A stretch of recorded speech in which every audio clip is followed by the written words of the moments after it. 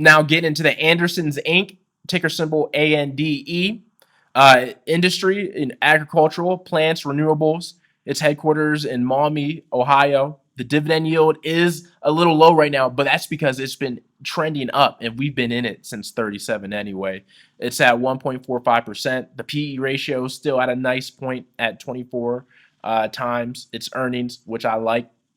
So it's again, this stock is our best performing stock in the portfolio right now. We've been in at 37. I've enjoyed it. I've understood that the recession has been coming, or we've been in one for a while, but they might now officially call it one.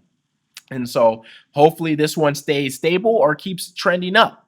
We're going to need fertilizer. We're going to need corn. We're going to need the renewables. We're going to need that type of agriculture energy even during downtimes to stay alive and stay afloat in America. That's not changing. And as you see, I have a little excerpt from the Bloomberg.com article. Agriculture stocks are beating their global peers this quarter as extreme weather, the war in Ukraine, and rising protectionism drive up food prices. Exposure to the sector is a good hedge for inflation, some investors say. This was August 19, 2023. We've been in this stock since March, early on in the year, because we had some foresight of what's going to come. All right, and that's why we're reaping the rewards right now. As you reap what you sow, your land, we're getting that right now off that. Just for some gematria, we have agriculture and renewable stocks 2023 equals 333 English ordinal. ANDE stock is a great recession play, 333 English ordinal. ANDE stock is 2023 AG for agricultural supply chain play, 333 English ordinal. And it also has 126 English reduction, with AND stock is a great recession play. Anderson's Incorporated dividend stock, 133 in the Chaldean. Again, investment number. You just cast off that one. That's the 33 right there. Most agriculture and food companies survive recessions but grow slower during it, equals 331 in English reduction. So that's what we're working with the Andersons Inc. company. Very, very happy with it right now. I don't really plan on adding to the position due to its price right now. And, in stocks, your return is all what you pay for it.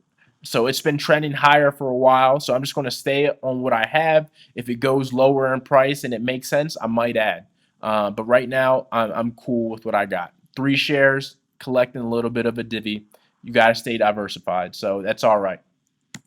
Now, in regards to some of the financials of the company for the Andersons, assets on hand, they have 3.57 billion. The total liabilities is 2.3 billion. So that has their net equity at 1.44 billion. The shares outstanding, 33.5 million.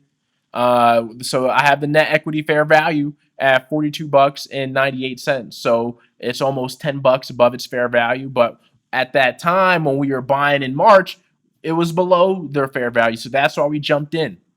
And then going back to our long-term debt valuations, on hand right now, their long-term debt, again, they don't have to pay that in the current year, is 576 million, over $500,000. So I take the assets minus the current liabilities, minus the long-term debt. So I have 3.57 billion minus the 1.554 billion, which has a net equity of 2.016 billion.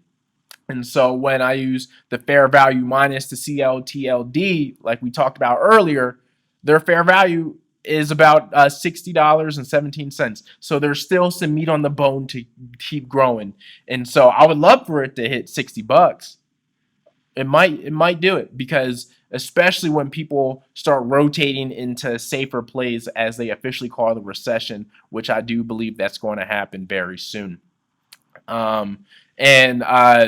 This was from an article September that just dropped. September, it dropped in 2022 from Michael Swanson, Wells Fargo chief agriculture economist. What would a recession mean for agriculture and food? Both agriculture and food manufacturing walk in economic parade of the U.S. economy. but they certainly march to the beat of a different drummer. As the economy measured by GDP grows, they both receive a boost over time. They don't grow as fast typically, nor do they ever really shrink. This is both good and bad news all wrapped together for the sectors. The good news is that if we do have a recession, mild or severe, then agriculture and food manufacturers will not see their top line revenue shrinking. The immediate caveat is that competition between different crops and foods can be intense during a recession as consumers look for better values. The bad news involves the long-term outlook the share of agriculture that has the share of agriculture and food manufacturing growing slower than the overall U.S. economy into the foreseeable future. ANDE, a grain play for 2023 recession, equals 137 in English ordinal, the 33rd prime.